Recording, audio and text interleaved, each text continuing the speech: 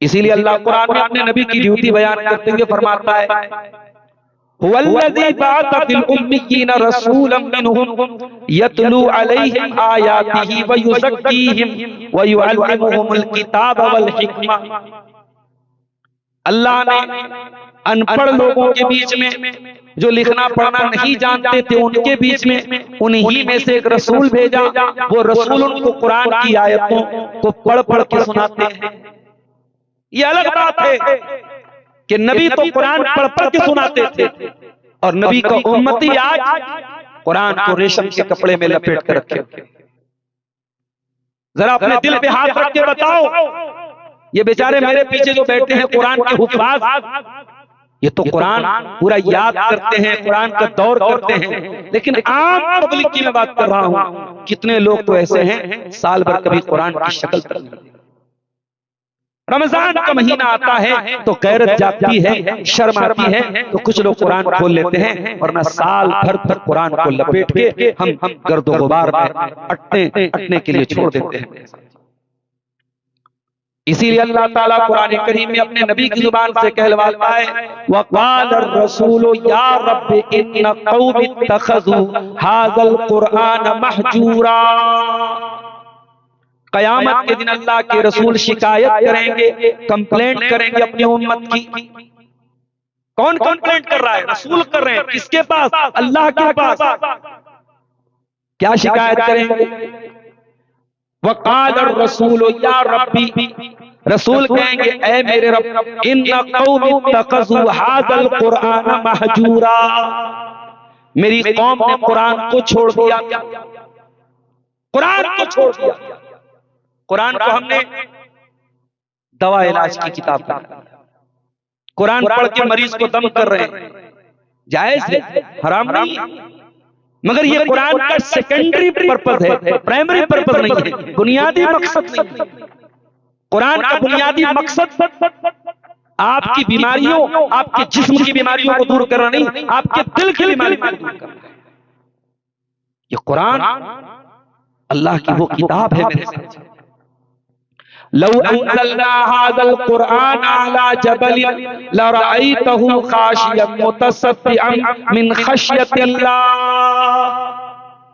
इस कुरान को अगर हमने किसी पहाड़ के ऊपर भी उतारा होता तो पहाड़ भी अल्लाह के खौफ से चूर चूर हो जाता, रेजा रेजा हो जाता। हम तो इतने कठोर दिल हो चुके हैं, इतने सख्त दिल हो चुके हैं कि कुरान सुनकर और कुरान पढ़ करके भी आज हमारे दिलों पर कोई असर नहीं पड़ता। तो अल्लाह अपने नबी से कह रहा है, कुल तालू अत्लु मा हर्रमा रब्बुकुम अलैकुम। ऐ नबी आप कह दीजिए, मैं पढ़ के सुनाता हूं, तिलावत करता हूं, आओ मा हर्रमा रब्बुकुम अलैकुम, तुम्हारे रब ने कौन कौन सी चीजों को तुम्हारे ऊपर हराम करार दिया है। नंबर 1, अल्लाह तुश्रिकू बिही शैआ, अल्लाह के साथ किसी को शरीक मत करना, शिर्क मत करना। ये कुरान के 10 अल्लाह की 10 वसीयतों में से पहली वसीयत है, अल्लाह के साथ शिर्क मत करना, अल्लाह का अधिकार किसी और को मत देना।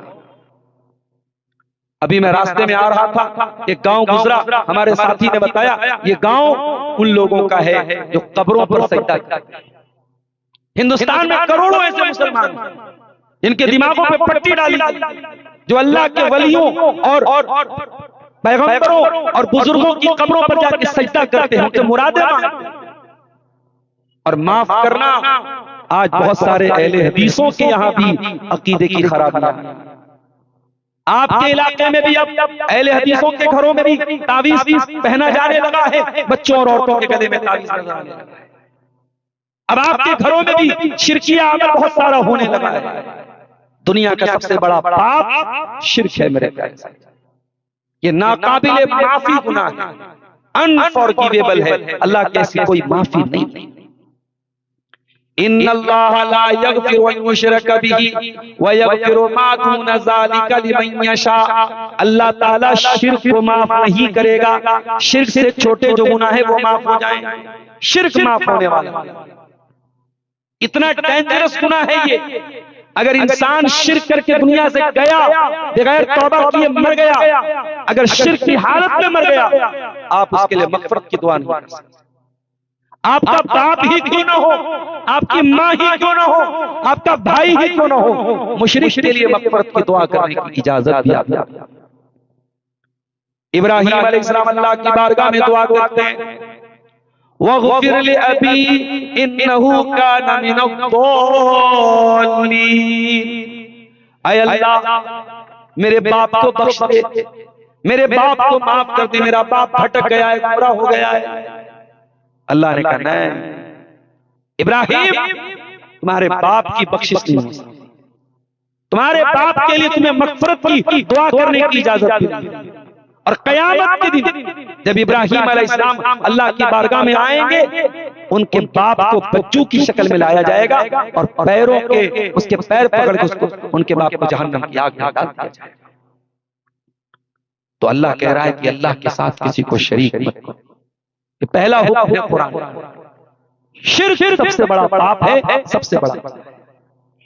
दूसरी चीज वबिल वालिदैनि इहसाना, और ऐ मेरे बंदो अपने माँ बाप के साथ, अपने माता पिता के साथ, अपने वालिदैन के साथ अच्छा सलूक करो। वो माँ जिसने 9 महीने तुमको पेट में रखा और अपनी जान को खतरे में डाल के तुमको जन्म दिया, 2 साल तक अपने जिस्म की परवाह न करके तुमको दूध पिलाया, तुम्हारे लिए अपनी रातों का चैन कुर्बान किया, दिन का आराम कुर्बान किया, उस माँ के साथ तुम अच्छा सलूक करो।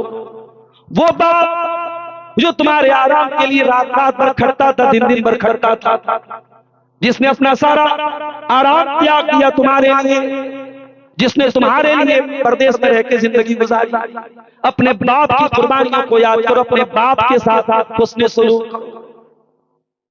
बाज़ लोग होते हैं सारे समाज के साथ उनका ताल्लुक अच्छा है, पूरा गांव उनके अखलाक की तारीफ कर रहा है, पूरा मोहल्ला उनके कैरेक्टर की तारीफ कर रहा है, मगर माँ की आंखों में आंसू है, बाप के दिल में गम नहीं। मोहल्ले वाले आपसे नाराज हो चलेगा, लेकिन बाप नाराज नहीं होना चाहिए, माँ नाराज नहीं होना चाहिए। अल्लाह के नबी के पास एक सहाबी आए, उन्होंने अल्लाह के नबी के साथ जिहाद में जाने के लिए, गज़वे में जाने के लिए नाम लिखवाया था।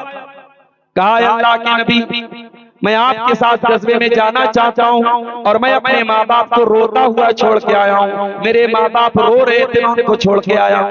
आपने फरमाया जाओ अपने माँ बाप को हंसा करके आओ जैसे तुम रुला करके आए।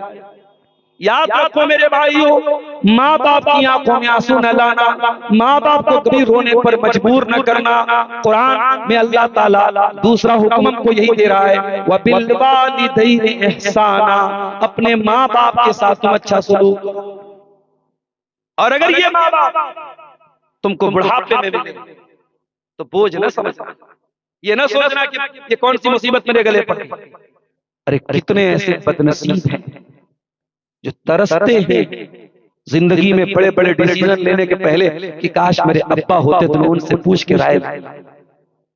कितने घर हैं जिन घरों से अफवाहें चली गई, उन घरों की बरकत चली। अल्लाह की कसम, जब तक वो बूढ़ी माँ रहती है तुम्हें एहसास नहीं होता, लेकिन मैंने तजर्बा किया है, मैंने देखा है, जिंदगी में बड़े करीब से देखा है। घरों से माएं चली जाएं तो घरों से रौनक चली जाती है, घरों से बरकत चली जाती है। बूढ़ी माँ का ख्याल रखो, बूढ़े बाप का ख्याल रखो।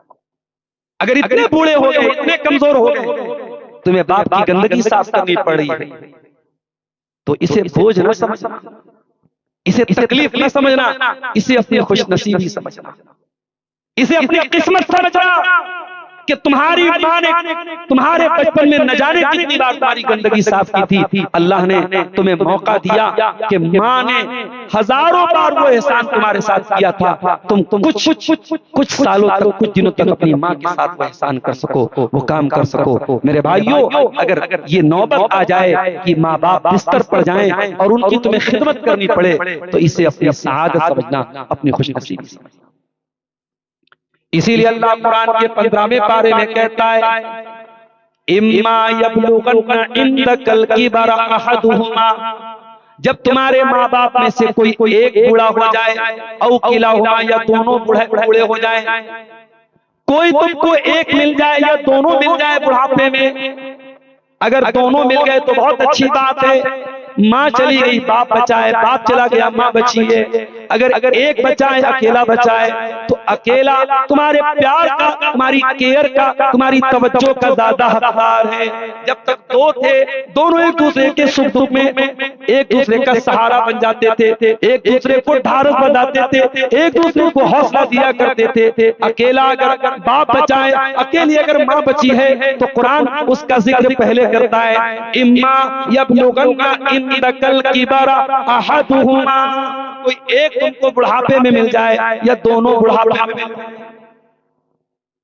आप लोग तो गांव देहात के रहने वाले हैं, शहरों में तो शादी हुई, शादी के एक महीने के बाद बहू की डिमांड आ जाती है, मैं आपके माँ बाप के साथ नहीं रहूंगा। माफ कीजिए, हमारे यहाँ जो ज्वाइंट फैमिली सिस्टम रहता है, 5 भाई है, पांचों की शादी हो गई, पांचों एक ही घर में रह रहे हैं, पांचों का किचन एक में है, देवर भाभी में कोई पर्दा नहीं, जेठ और भावज में कोई पर्दा नहीं, वो भी गलत है। और ज्वाइंट से हट करके जो सेपरेट सिस्टम है, जिसमें औलाद को माँ बाप से कोई मतलब नहीं होता, वो सिस्टम भी गलत है। कुरान क्या कह रहा है, तुम्हारे माँ बाप तुम्हारे पास होने चाहिए। अगर हम अपने भाइयों से शादी के बाद अलग भी रहते हैं तो ऐसा ना हो कि माँ बाप से हमारा रिश्ता खत्म हो जाए, ताल्लुक टूट जाए। माँ बाप हमेशा हमारे पास होने चाहिए। कुरान कहता अगर तुम्हारे माँ बाप तुम्हारे पास बुढ़ापे में मिल जाएं, फला तकुल लहुमा उफ़्फ़िन, तो तुम उनको उफ भी न कहना। अरबी जबान में किसी को तकलीफ पहुंचाने के लिए सबसे मामूली कोई लफ्ज है तो उफ है। अल्लाह कह रहा है उनको उफ भी मत कहना। वला तनहरहुमा, डांट टपट करके बदतमीजी से उनसे बात न करना। वकुल लहुमा कौलन करीमा, और जब भी उनसे बात करना अदब से बात करना, नरमी से बात करना। वक़्फ़िज़ लहुमा जनाहज़्ज़ुल्लि मिनर रहमा, और तू अपने शहर का डीएम बन जाए, कमिश्नर बन जाए, गांव का प्रधान बन जाए, एमएलए बन जाए, एमपी बन जाए, मुल्क का वजीर आजम बन जाए, स्टेट का वजीर आला बन जाए, जब माँ के कदमों के पास जाना तो अपनी माँ का बेटा ही अपने आप को समझना। जब बाप के पास जाना तो बाप के आगे अपने आप को चीफ मिनिस्टर न समझना, अपने आप को प्राइम मिनिस्टर न समझना, बाप के पास जाके अपने आप को बेटा ही समझना। वक़्फ़िज़ लहुमा जनाहज़्ज़ुल्लि मिनर रहमा, अपने माँ बाप के लिए अपने आप को बिछा देना, अपने आप को डाउन टू अर्थ कर लेना, अपने आप को नीचे कर। और उसके बाद कुरान ने एक छोटी सी दुआ सिखाई। अमरपुर वालों, अगर ये छोटी सी दुआ आपको याद नहीं है और आप अपने माँ बाप के लिए दुआ नहीं करते तो मुझे माफ कीजिए, आप अपने माँ बाप की मोहब्बत के मामले में आप अधूरे हैं। कुरान कहता है वकुल लहुमा कौलन करीम वकुल रब्बिरहमुमा कमा रब्बयानी सगीरा, ये दुआ करो कि ऐ मेरे रब, मेरे माँ बाप पर रहम फरमा, इस तरीके से उन्होंने बचपन में मुझको पाला। ये छोटी सी दुआ है। जब भी दुआ के लिए हाथ उठाओ, अपने लिए दुआ मांगने के बाद, अपनी तंदुरुस्ती के दुआ मांगने के बाद, अपनी रोजी रोटी की दुआ मांगने के बाद ये दुआ जरूर पढ़ना, रब्बिरहमहुमा कमा रब्बयानी सगीरा, परवरदिगार मेरे माँ बाप पर रहम फरमा, इस तरीके से उन्होंने मुझको पाला। हजरत अब्दुल्लाह इब्न उमर खाने काबा का तवाफ कर रहे थे।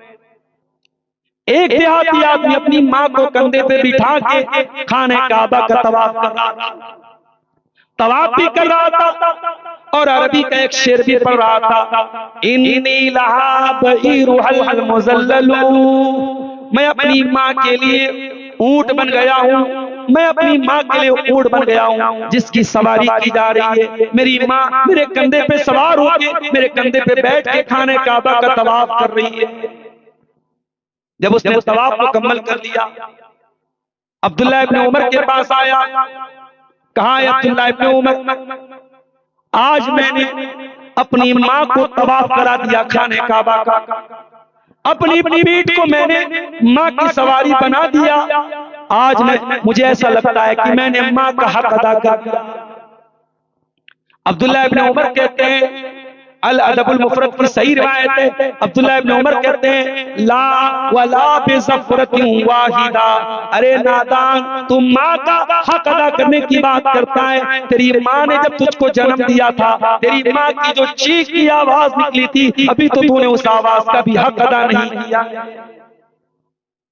इस दुनिया में हमारी पैदाइश का सबब हमारे माँ बाप बहुत बड़े मोहसिन हैं हमारे, इसलिए कुरान कहता है वबिल वालिदैनि इहसाना, अपने माँ बाप के साथ अच्छा सलूक।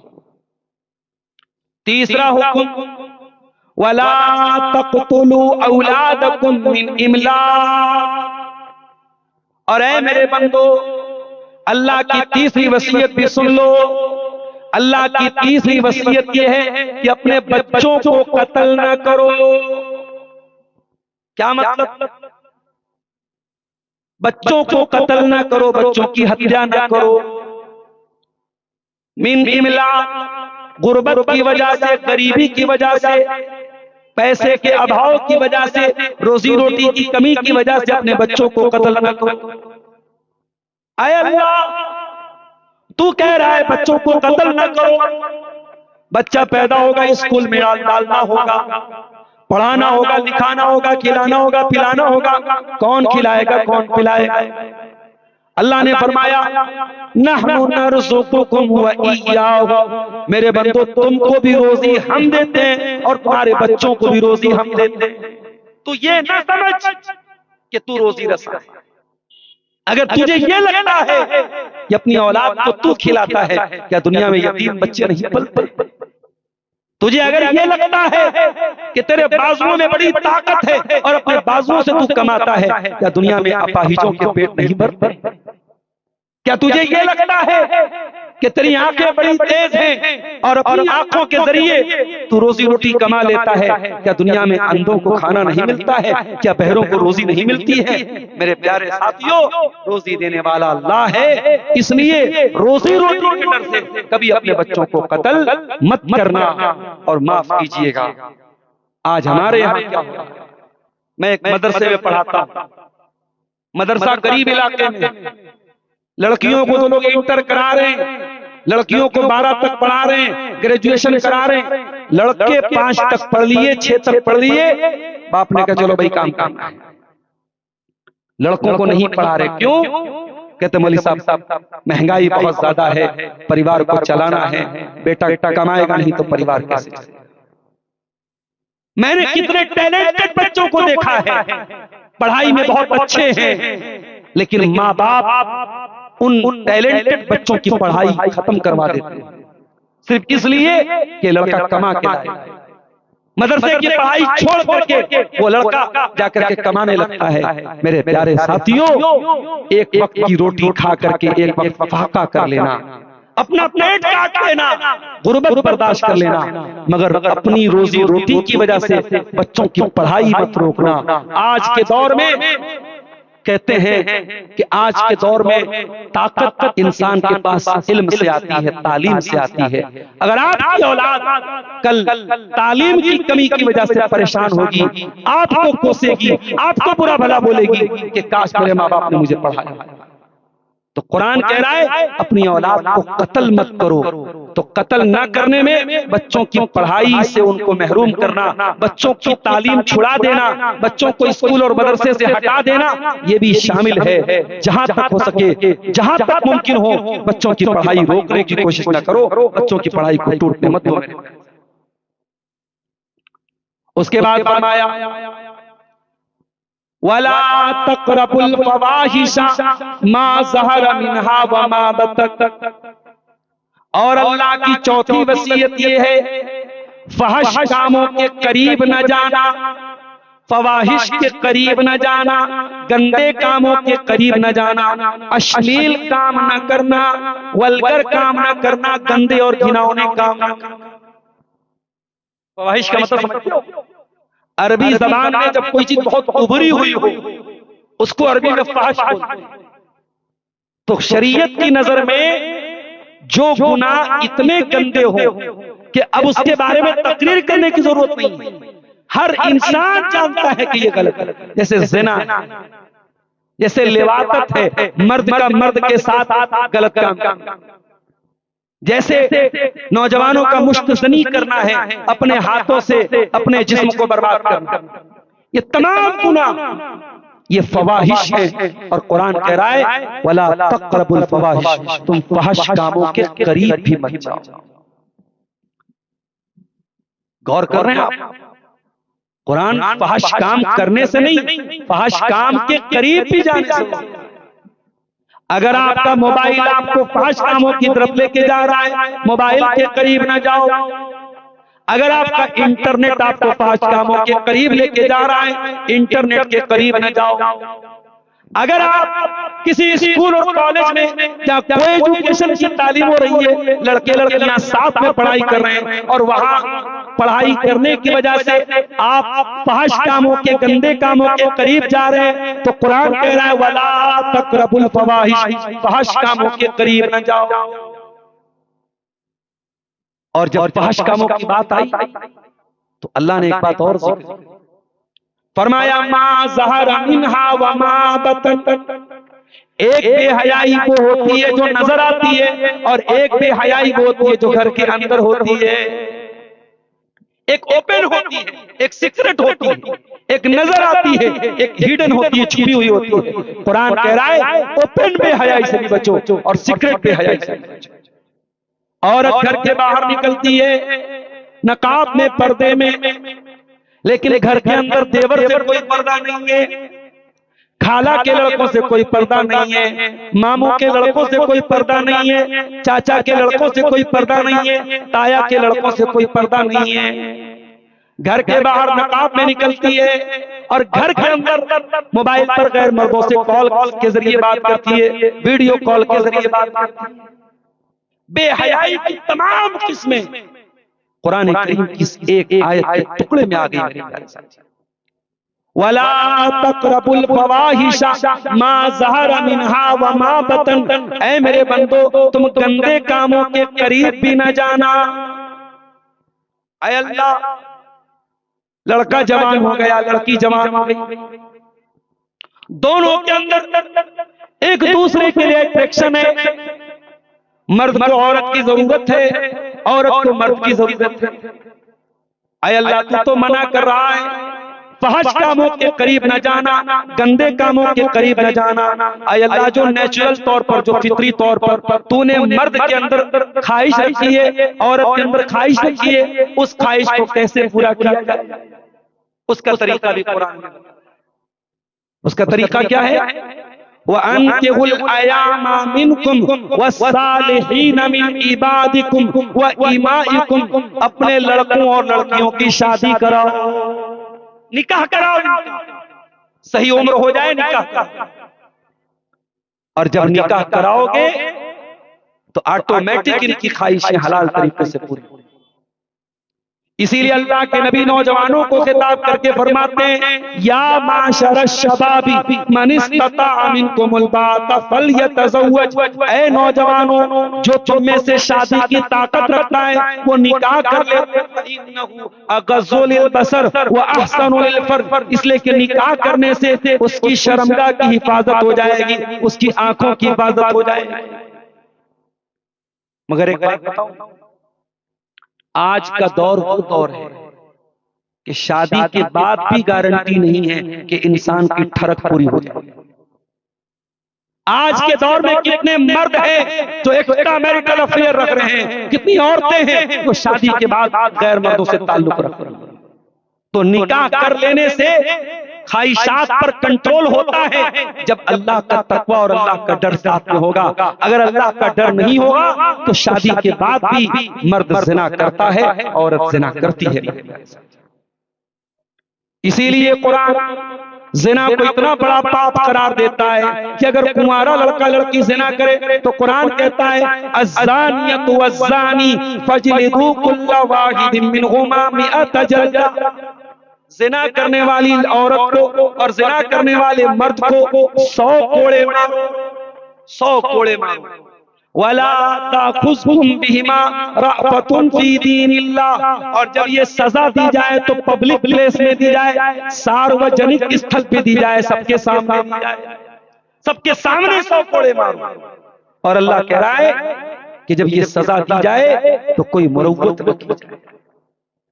और अगर जिना करने वाला मर्द शादीशुदा है और जिना करने वाली औरत शादीशुदा है और इस्लामी अदालत है, इस्लामी कानून है, तो सजा क्या है? सजाए मौत है और बड़ी दर्दनाक मौत है, पत्थरों से मार मार के उस जानी को खत्म किया। इसीलिए इस्लाम जिना को रोकने के लिए वो तमाम चोर दरवाजे बंद करता है जहां से समाज में जिना आता है। इसीलिए इस्लाम औरत को हुक्म देता है वला युबदीना ज़ीनतहुन्ना, औरत अपनी जीनत को गैर मर्दों के सामने जाहिर न करे, इंस्टाग्राम पर फोटो न डाले, फेसबुक पर तस्वीरें न डाले, अपने व्हाट्सएप के स्टेटस पर तस्वीरें न डाले। औरत को इस बात की इजाजत नहीं है कि वो अपनी तस्वीरें, अपने फोटोज गैर मर्दों के सामने जाहिर करे, अपनी सुंदरता, अपनी खूबसूरती की नुमाइश।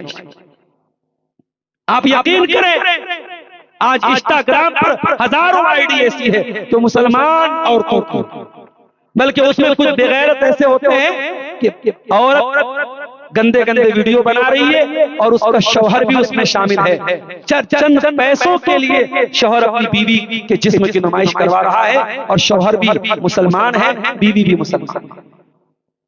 ये ऐसे मुसलमान हैं जिनके बारे में शायर का वो शेर याद आता है, वज़ा में तुम हो नसारा तो तमद्दुन में हुनूद, ये मुसलमान है जिन्हें देख के शर्माए। आज हालात ये है मेरे प्यारे साथी, स्कूलों और कॉलेजों में फंक्शन के नाम पे लड़कियों को नंगा नचवाया जाता है, बेहयाई का डांस करवाया जाता है और उस डांस के प्रोग्राम में मुसलमान भी शौक से हिस्सा लेता है, मुसलमान लड़के और लड़कियां भी नाच गाना करते हैं। कुरान कहता है वला तक़रबुल फ़वाहिशा मा ज़हरा मिन्हा व मा बतन, खबरदार फहश कामों के करीब न जाना, गंदे कामों के करीब न जाना, चाहे वो छुपे हुए हो चाहे वो खुले। 4 चीजें हो गई। 5वीं चीज वला तक़तुलुन नफ्सल्लती हर्रमल्लाहु इल्ला बिल हक़्क़ि, और किसी ऐसे इंसान की जान मत लेना, हत्या न करना जिसकी हत्या करने की तुमको अल्लाह ने इजाजत नहीं दी है। किसी निर्दोष की हत्या न करना, किसी बेकसूर को कत्ल न करना। दिल्ली में जो ब्लास्ट हुआ है, चलती कार लाल किले के पास उड़ जाती है, कौन उसका जिम्मेदार है? ये तो हमारी सरकारी एजेंसियां पता लगाएंगी। मगर आज इस स्टेज से और इस प्रोग्राम से मैं आपको ये पैगाम देना चाहता हूं, अगर मान भी लिया जाए कि वो धमाका करने में अभी क्लियर नहीं है कि वो सीएनजी सिलेंडर फटने से हुआ या वाकई में उस कार के अंदर कोई विस्फोटक सामग्री, अगर मान लिया जाए कोई विस्फोटक सामग्री थी और ये एक्सीडेंट नहीं था, बाकायदा साजिश थी, हमला था, और अगर उसमें अपने आप को कोई मुसलमान कहने वाला अगर वाकई में जिम्मेदार था तो कान खोल करके सुन लीजिए, इस्लाम का दामन इससे पाक है। और मुझे समझ में नहीं आता कि अगर इस तरीके के हमले करने वाले अपने आप को इस्लाम का नाम लेवा कहते हैं तो वो इस्लाम का और मुसलमानों का कौन सा भला करे? जब इस तरीके का देश में हमला होता है, पूरे देश की फजा खराब होती है, पूरे देश का माहौल खराब होता है। अभी मैं ट्रेन पर आ रहा था बनारस से, जब मैं ट्रेन पर पटना के लिए बैठा, मैं चुपचाप से अपनी सीट पर लेटा हुआ था, नीचे लोग मोबाइल पर न्यूज देख रहे थे और गालियां दे रहे थे मुसलमानों को। इसका मतलब ये हुआ कि ये हमला कराने वाले ये चाहते हैं कि माहौल बिगड़े और मुसलमानों को शक की नजर से देखा जाए और मुसलमानों को ताने सुनने पड़े और मुसलमानों का जीना हराम हो जाए। इसलिए कम से कम ये जितने आतंकवादी हमले होते हैं, इनको करने वाला कोई मुसलमानों का हमदर्द तो नहीं हो सकता है, उससे मुसलमानों को कोई बेनिफिट मिलने वाला नहीं। याद रखो मेरे भाई, न मुसलमान कभी आतंकवादी हो सकता है, न इस्लाम कभी आतंकवाद की शिक्षा दे सकता है। कुरान की आयत में पढ़ रहा हूं और अल्लाह 10 बातों की वसीयत हमको कर रहा है और उन 10 में से 5वीं बात क्या है? वला तक़तुलुन नफ्सल्लती हर्रमल्लाहु इल्ला बिल हक़्क़ि, खबरदार किसी निर्दोष की, किसी इनोसेंट पर्सन की, किसी बेकसूर की हत्या मत करना। अरे इस्लाम तो वो दीन है जो एक इंसान की जान लेने को पूरी मानवता का कत्ल करार देता है, पूरी मानवता की हत्या करार देता है। कुरान कहता है मन कतल नफ्सन बिगैरि नफ्सिन औ फसादिन फिल अर्दि फकअन्नमा कतल अन्नास जमीआ। एक इंसान की जान लेने वाला, एक इंसान को कत्ल करने वाला पूरी इंसानियत का कातिल है। इसलिए ये जितने बम धमाके होते हैं, ये जितने आतंकवादी काम होते हैं, कभी गौर कीजिएगा, उससे इस्लाम का तो कोई भला नहीं, उससे मुसलमानों का तो कोई भला नहीं। उल्टे इस तरीके के हादसों को बुनियाद बना के अब देखिए मीडिया वाले न्यूज चला रहे हैं कि साहब डॉक्टर पकड़े जाए। उसमें लखनऊ के डॉक्टर को पकड़ा, एक हरियाणा के डॉक्टर को पकड़ा और कह रहे हैं कि ये जिहादी लोग डॉक्टर बन जाएं, इंजीनियर बन जाएं, तब भी ये दूसरों को कत्ल करते हैं और दूसरों का बुरा चाहते हैं। आप समझ रहे हैं इसके पीछे साजिश क्या है? इसके पीछे साजिश ये है कि आइंदा मुसलमान लड़के जब मेडिकल की तालीम हासिल करने जाए तो वहां भी उनका जीना हराम कर दिया जाए, वो इंजीनियर न बन पाए, वो डॉक्टर न बन पाए, वो हायर एजुकेशन भी हासिल न कर सके। तो ये जितने आतंकवादी हमले होते हैं ये इंसानियत के भी खिलाफ है, ये भारत के भी खिलाफ है और ये हमारे इस्लाम के भी खिलाफ है। इस्लाम कतई इसकी जाती है। ये 5 चीजें हो गई। नंबर 1 शिर्क मत करो, नंबर 2 माँ बाप के साथ अच्छा सलूक करो, नंबर 3 औलाद को कत्ल ना करो, नंबर 4 गलत और गंदे कामों के करीब न जाओ और नंबर 5 किसी बेकसूर की हत्या मत करो। ये 5 चीजों का हुक्म देने के बाद अल्लाह कहता है ज़ालिकुम वस्साकुम बिही लअल्लकुम ताक़िलून। ये अल्लाह ताला तुमको वसीयत कर रहा है ताकि तुम अक्लमंद बन जाओ। तुम्हारे अंदर जर्रा बराबर भी अगर अकल है, बुद्धि है, तो तुम शिर्क नहीं करोगे, तुम कत्ल नहीं करोगे, तुम ज़िना नहीं करोगे, किसी निर्दोष की हत्या नहीं करोगे। अब ये 5 चीजें हो गई। अब आइए आगे 5 चीजें और बयान करके मैं बात खत्म। सूरह अनआम आयत नंबर 152 152 वला तक़रबू मालल यतीम इल्ला बिल्लती हिय अहसन। और यतीम के माल के करीब भी न जाना। यतीम किसको बोलते हैं? वो बच्चा, वो नाबालिग बच्चा जिसके बाप का इंतकाल हो, जिसको हिंदी में अनाथ कहते हैं, इंग्लिश में ऑर्फन कहते हैं, अरबी और उर्दू में यतीम कहते हैं। जो बच्चा यतीम है उसके माल के करीब न जाओ। अगर तुम्हारा भतीजा यतीम हो गया, तुम्हारा भांजा यतीम हो गया, तुम्हारा कोई रिश्तेदार यतीम हो गया और यतीम का माल तुम्हारे हाथ लग गया, तो उसके माल को अपना माल समझ के बेदर्दी से उड़ाने मत लगना। यतीम के माल को बहुत संभल करके इस्तेमाल करना। उस माल के करीब भी न जाना। इल्ला बिल्लती ही अहसन। हाँ, अगर यतीम का माल उसी के ऊपर खर्च हो रहा है तो कर सकते हो। हत्ता यबलुगा अशुद्दा, यहाँ तक कि वो यतीम जब जवान हो जाए, बालिग हो जाए, उसका माल उसके हवाले। आज आपके झारखंड में बहुत सारे इदारे ऐसे चलते हैं जहाँ यतीम बच्चे पढ़ते हैं। बनात के इदारे हैं जहाँ यतीम बच्चियां पढ़ती हैं।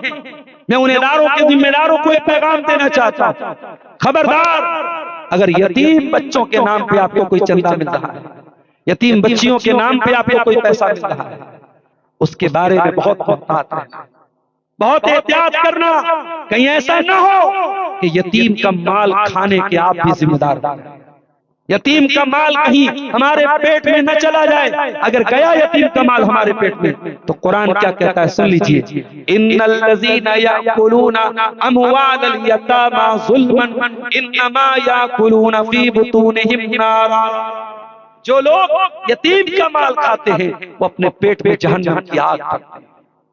अरे यतीम वो होता है जिसका बाप नहीं है, जिसकी मर्जी थप्पड़ मार दे, जिसका जी चाहे गाली दे दे, कोई बचाने वाला नहीं, कोई डिफेंस करने वाला नहीं, कोई सपोर्ट करने वाला नहीं। इस यतीम का कोई सपोर्ट करने वाला नहीं।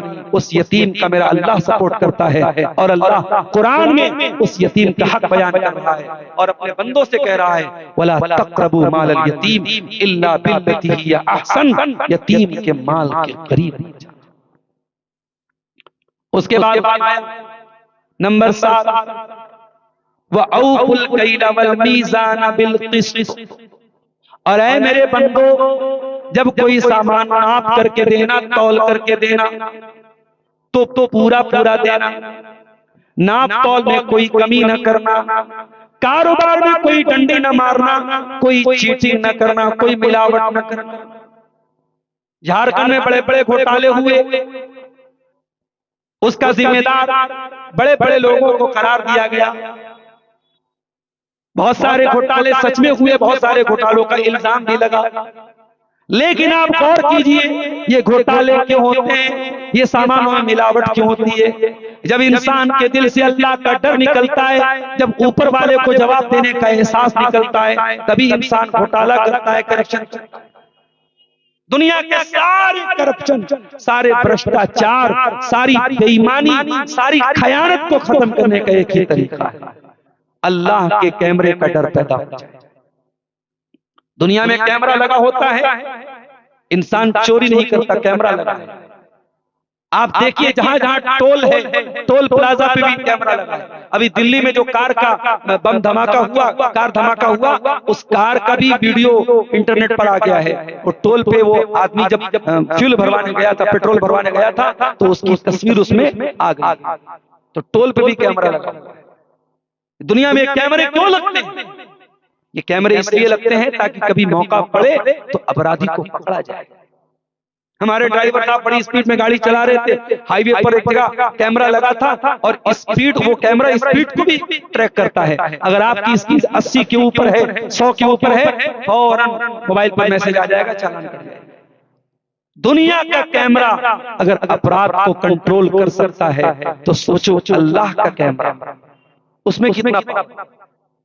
दुनिया का कैमरा बहुत जूम करेगा, आधा किलोमीटर 1 किलोमीटर दूर किसी चीज को जूम कर लेगा, लेकिन अल्लाह का कैमरा कैसा कैमरा है? व इन्ना अलैकुम लहाफिज़ीन किरामन कातिबीन यालमूना मा तफअलून। अल्लाह का कैमरा किरामन कातिबीन की शक्ल में, फरिश्तों की शक्ल में सबके साथ मौजूद है। वो फरिश्ते हमारी एक एक हरकत को वॉच कर रहे हैं, एक एक अमल को लिख रहे हैं, रिकॉर्ड कर रहे हैं। आज अमरपुर मडरों की सरजमीन पर जलसा हो रहा है, प्रोग्राम हो रहा है, और मैं बनारस से आपके बीच में आके तकरीर कर रहा हूं। कल कयामत के दिन ये धरती, ये इलाका, ये जमीन भी हमारे हक में गवाही देगी। ये भी वीडियो बना रही है, एक वीडियो मोबाइल में बन रहा है, कैमरे में बन रहा है, एक वीडियो ये जमीन बना रही है, एक वीडियो ये जमीन बना रही है, और ये जमीन भी कयामत के दिन वीडियो पेश करेगी। यौमइज़िन तुहद्दिसु अख़बारहा, कयामत के दिन जमीन बोलेगी, जमीन बताएगी। तो अल्लाह के कैमरे से डरो मेरे प्यारे साथी, अल्लाह की रिकॉर्डिंग से डरो, अल्लाह के अज़ाब से डरो, और नाप तौल में कोई कमी न करो, कारोबार में कोई चीटिंग न करो। अरे हराम के चंद पैसे घर में आ भी गए, और मकान आलीशान बन गया, और कपड़े आलीशान पहन लिए, और बच्चों ने अच्छा खाना खा लिया, लेकिन कयामत के दिन उसका अंजाम बहुत बुरा होगा। इसलिए मेरे प्यारे साथियों, कुरान हमें 7वां हुक्म दे रहा है, व औफुल कैला वल मीज़ान बिल क़िस्त, कि जब नाप तौल करो तो पूरा पूरा सामान तौल। अब एक सवाल पैदा हुआ, एक आदमी चावल का कारोबार करता है, दुकान पर कोई चावल लेने आया, उसने 1 किलो चावल तौल करके दिया, उसने पूरा पूरा 1 किलो तौला। कुछ दाने जब चावल को निकाल करके पॉलीथीन में डाल रहा था, कुछ दाने जमीन पे गिर गए। आए अल्लाह, तू ये कह रहा है कि नाप तौल पूरी पूरी करके दो, क्या अगर कुछ दाने जमीन पर गिर गए और दुकानदार ने 1 किलो सामान दिया और 1 ग्राम कम हो गया, जानबूझ के नहीं कम किया, अनजाने में कम हो गया, आय अल्लाह, क्या एक एक दाने का तू हिसाब लेगा? क्या एक एक ग्राम का तू हिसाब लेगा? फरमाया, ला नुकल्लिफु नफ्सन इल्ला वुसअहा। ऐ मेरे बंदो, घबराओ नहीं, परेशान ना हो, हम उतना ही बोझ डालेंगे जितना तुम उठा सको, तुम्हारी ताकत से ज्यादा तुम्हारे ऊपर बोझ नहीं डालेंगे। जानबूझ करके जो बेईमानी करोगे उसकी पकड़। अनजाने में अगर किसी को सामान दिया और कुछ 19-20 हो गया, नरम गरम हो गया, उसकी अल्लाह क्या पकड़नी। जानबूझ करके जो मिलावट करोगे, जो भ्रष्टाचार करोगे, जो कटौती करोगे, जो डंडी मारोगे, उसका हिसाब अल्लाह का देगा। तो 7 चीजें हो गई। नंबर 8, वइज़ा कुल्तुम फादिलू, और जब बात करो तो इंसाफ की बात करो। तुम्हें गांव का सरपंच बनाया गया, तुम्हें कबीले का सरदार बनाया गया, बिरादरी का सरदार बनाया गया, निकाह का मसला आता है लोग तुम्हारे पास आते हैं, तलाक का मसला आता है लोग तुम्हारे पास आते हैं, खुला का मसला आता है लोग तुम्हारे पास आते हैं। तुम्हें अगर फैसला करने का अधिकार दिया गया है तो तुम सही फैसला करना, इंसाफ वाला फैसला करना, पैसे लेकर के, रिश्वत लेकर के गलत फैसले न कर देना। तुम अमीरों के चेहरे देख करके फैसले न करना, गरीबों के खिलाफ और अमीरों के हक में फैसले न करना। वइज़ा कुल्तुम फादिलू, जब बात करना तो इंसाफ की बात कर, इंसाफ की बात कर, अन्याय नहीं, ना इंसाफी नहीं। इस्लाम इंसाफ वाला दीन है।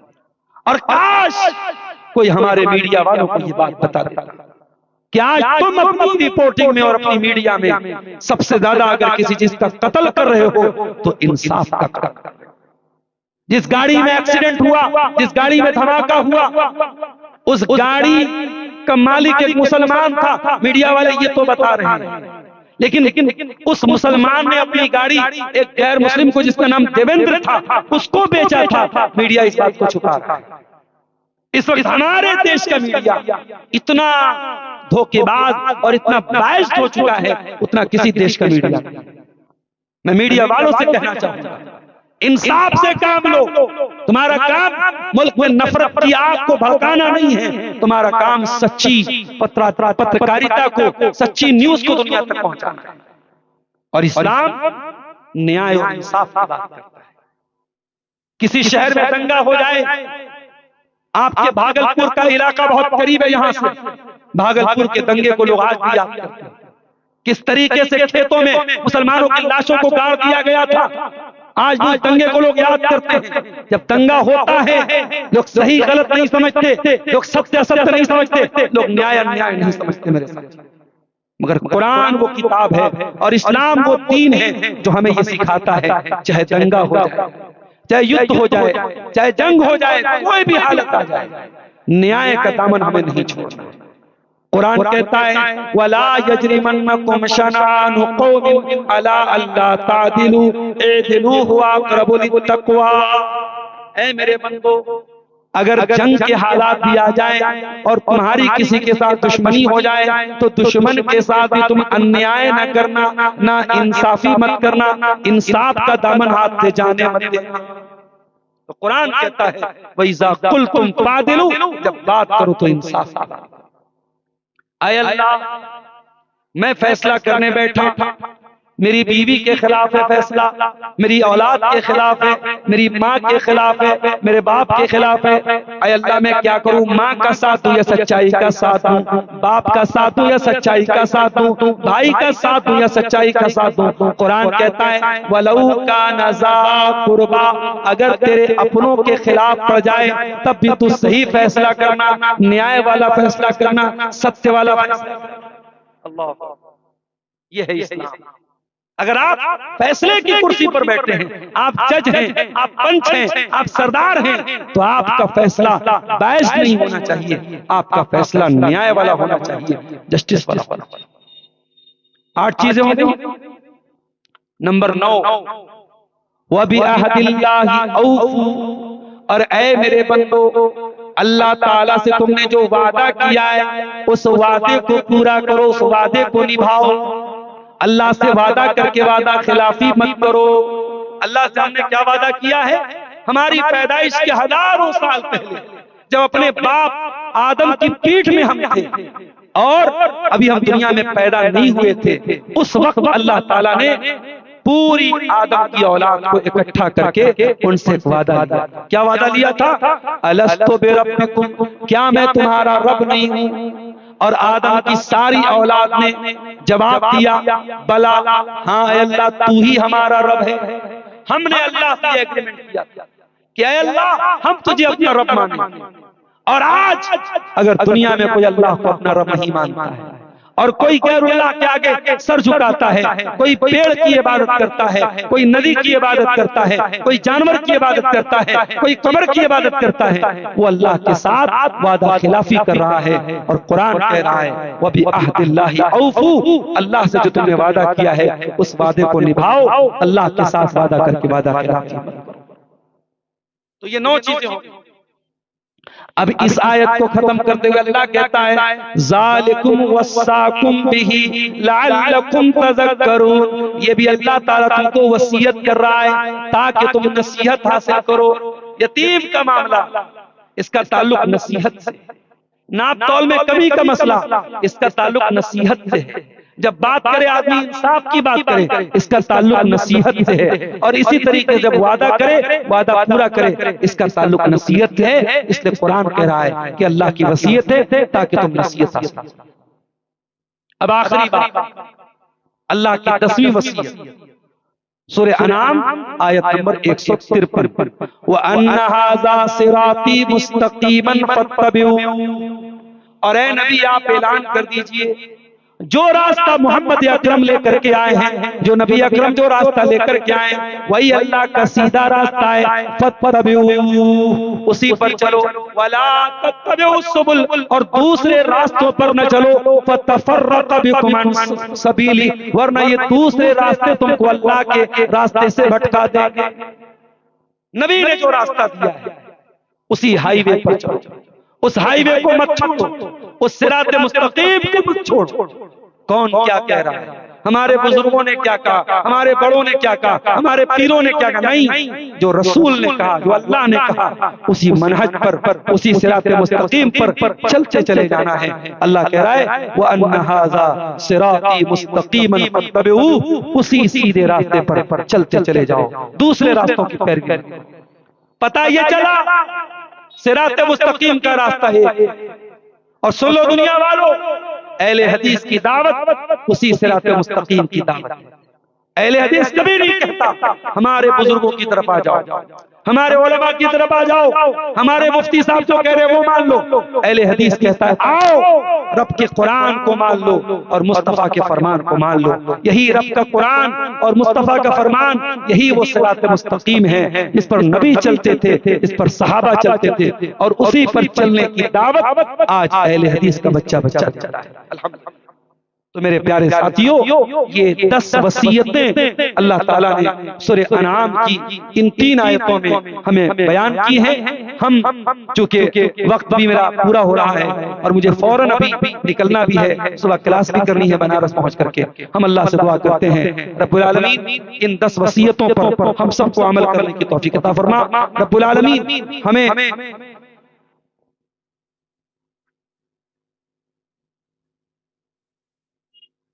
ये 2 सवाल आया है, जवाब दे के बाद खत्म करता हूं। अगर बच्चा माँ के पेट में ही मर जाए तो उसका अकीका करना कैसा है? अकीका बच्चे के पैदा होने के बाद करना है, और वो भी 7वें दिन तक बच्चा जिंदा रहे तब करना है। अगर 7वें दिन के पहले बच्चे का इंतकाल हो गया तो आपको अकीका करने की जरूरत नहीं है, और माँ के पेट में ही मरा है तो फिर उसका अकीका करने का तो कोई मतलब नहीं है। वल्लाहु आलम बिस्सवाब। दूसरा सवाल है, एक माँ अपने बच्चे को कितने दिन दूध पिला सकती है? कुरान करीम में दूध पिलाने की जो अक्सर मुद्दत यानी मैक्सिमम पीरियड जो बताया गया वो 2 साल है। 2 साल तक माँ जो है अपने बच्चे को दूध पिला सकती है। अगर कभी बच्चा उससे ज्यादा टाइम तक पी ले तो कोई गुनाह की बात नहीं है, लेकिन जो हक है बच्चे का और जो माँ को पिलाने का हुक्म है वो 2 साल का है। वल्लाहु व अशहदु अल्ला इलाहा इल्लल्लाहु वहदहु ला शरीक लह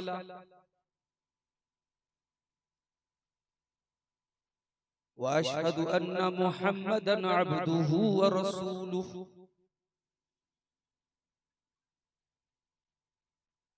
या अय्युहल्लज़ीना आमनुत्तकुल्लाहा हक़्क़ तुक़ातिही व ला तमूतुन्ना इल्ला व अंतुम मुस्लिमून।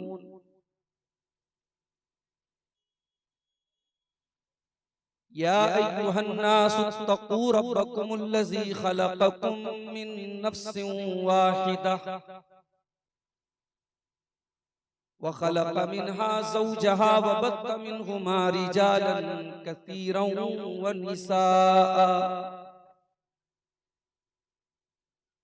वत्तक़ुल्लाहल्लज़ी तसाअलून बिही वल अरहाम इन्नल्लाह कान अलैकुम रक़ीबा।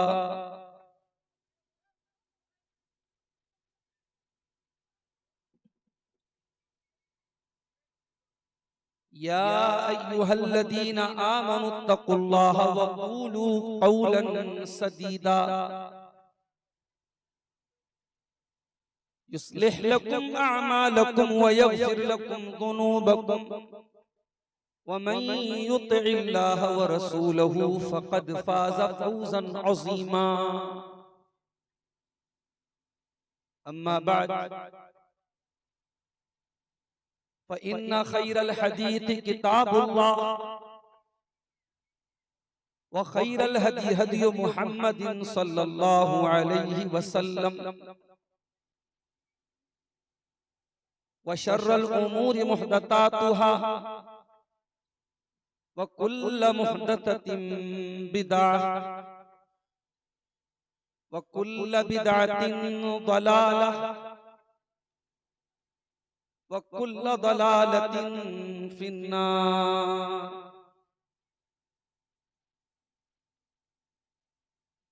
अऊज़ु बिल्लाहि मिनश शैतानिर रजीम। बिस्मिल्लाहिर रहमानिर रहीम। कुल तआलौ अत्लु मा हर्रम रब्बुकुम अलैकुम अल्ला तुश्रिकू बिही शैआ व बिल वालिदैनि इहसाना वला तक़्तुलू औलादकुम मिन इमलाक़िन नहनु नर्ज़ुक़ुकुम व इय्याहुम वला तक़रबुल फ़वाहिश मा ज़हर मिन्हा व मा बतन वला तक़्तुलुन नफ़्सल्लती हर्रमल्लाहु इल्ला बिल हक़्क़ ज़ालिकुम वस्साकुम बिही लअल्लकुम ज़ालिकुम वस्साकुम बिही लअल्लकुम ताक़िलून।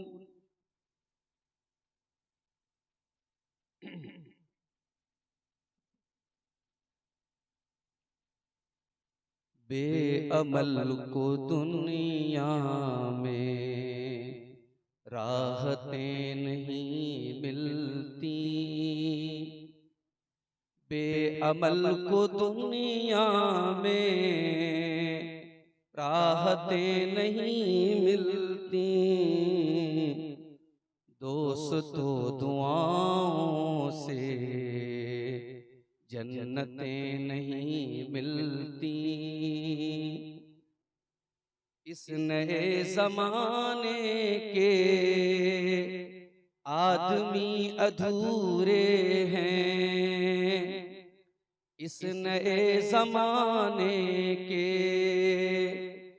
आदमी अधूरे हैं। सूरतें तो मिलती हैं, सीरतें नहीं मिलती,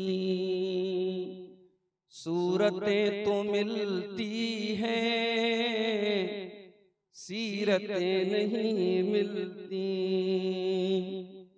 अपने बल पे लड़ती है अपनी जंग हर पीढ़ी, अपने बल पे लड़ती है अपनी जंग हर पीढ़ी। नाम से बुजुर्गों के अजमतें नहीं मिलती, नाम से बुजुर्गों के अजमतें नहीं मिलती। जो परिंदे आंधी का सामना नहीं करते, जो परिंदे आंधी का सामना नहीं करते उनको आसमानों की, रफ़अतें नहीं मिलती उनको आसमानों की, रिफ़अतें नहीं मिलती।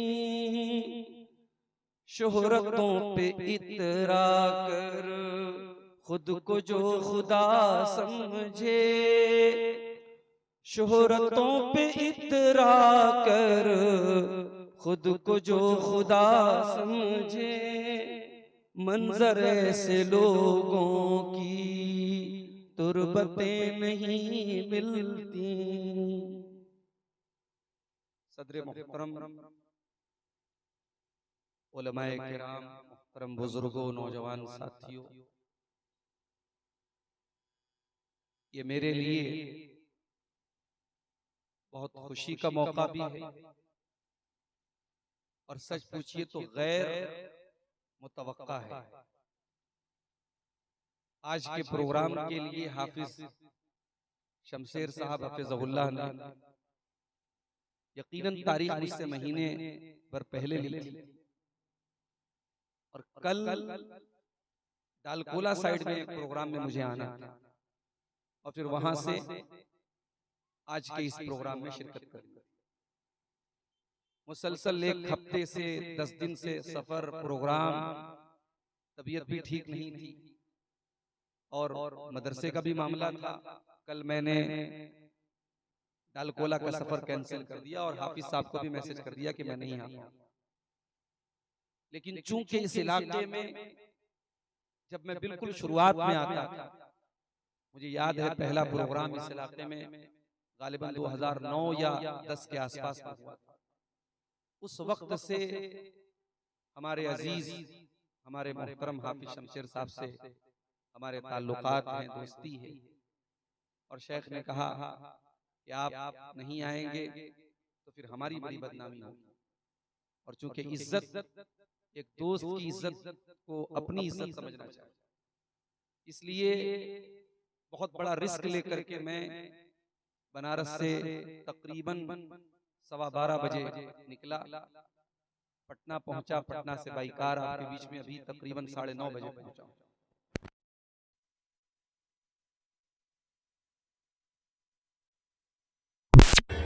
और इस इदारे के आज कितने बच्चों को दस्तार बांधी?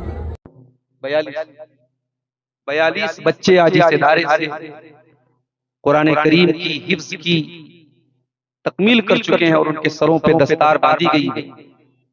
इस इदारे की एक उपलब्धि और एक कारनामा मुझे रास्ते में इस इदारे के एक स्टाफ ने, शेख तस्लीमुद्दीन साहब ने बताया कि मरकजी जमीयत अहले हदीस हिंद के मुसाबके में पहला इनाम पाने वाला इसी इदारे का एक तालिबे इल्म, इसी इदारे से पढ़ा हुआ, उसने पहला इनाम हासिल किया।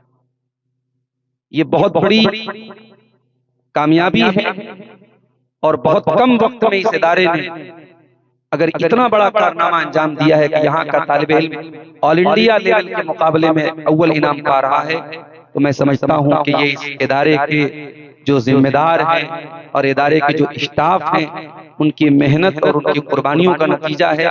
दुआ है रब्बुल आलमीन इस इदारे को मजीद तरक्की अता फरमाए और ये इदारा दिन दूनी रात चौगुनी तरक्की करे।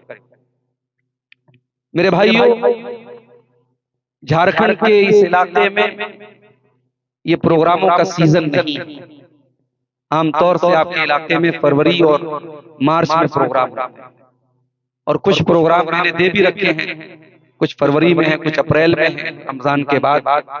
तो ये मौसम इस इलाके के प्रोग्रामों का नहीं है और काफी मौसम में ठंडक और खुनकी भी हम महसूस कर रहे हैं। इसके बावजूद आप हजरात का इतनी बड़ी तादाद में इस पिंडाल के नीचे जमा होना, ये इस बात की दलील है कि कुरान और सुन्नत से मोहब्बत की जो शमा है वो हर मौसम की शिद्दत बर्दाश्त करने के लिए आपको आमादा करती है और आप अपने आराम और बिस्तर को छोड़ के इस प्रोग्राम में आए हैं। अल्लाह हम सब के जमा होने को कबूल फरमाए। कुरान करीम की एक आयत मैंने आपके सामने पढ़ी है, सूरतुल अनआम की आखिर की आयत 151 नंबर की आयत। कुरान करीम की इस आयत में और इसके बाद की दो आयतों 151, 152 और 153 सूरह अनाम की इन 3 आयतों में अल्लाह ताला ने अपने बंदों को 10 अहकाम दिए। इनको अहकाम अशरा भी बाज़ उलमा ने इन अहकाम को अहकाम अशरा कहा है, बल्कि एक सही हदीस में हजरत अब्दुल्लाह इब्न मसऊद कहते हैं कि अगर किसी को अल्लाह ताला की वसीयत देखना है, जिस वसीयत के ऊपर जनाब मोहम्मद रसूलुल्लाह सल्लल्लाहु अलैहि वसल्लम की मुहर लगी है, तो वो कुरान की इन 3 आयतों को देख ले, कुरान की इन 10 वसीयतों को। मेरी आज की तकरीर इन्हीं 10 वसीयतों पर होगी। इन 10 बातों को बयान करके मैं आपसे इजाजत लूंगा और फौरन मैं बनारस के लिए वापस आऊंगा। सबसे पहले तो हम ये समझ लें कि अल्लाह ताला ने इन 10 बातों को वसीयत क्यों कहा। अरबी जबान में जब कोई बात बहुत मजबूती से कही जाए, बहुत ताकीद के साथ कही जाए, बहुत जोर दे करके कही जाए, उसको अरबी में वसीयत कहते हैं।